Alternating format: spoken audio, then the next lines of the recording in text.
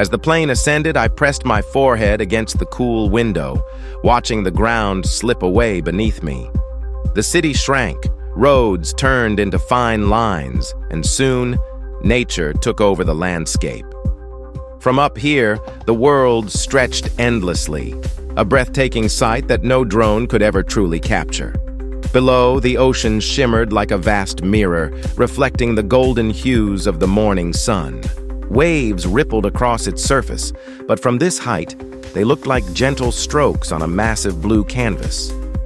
Unlike a drone, which moves with controlled precision, my perspective was natural, floating, gliding, feeling the immensity of the world beneath me.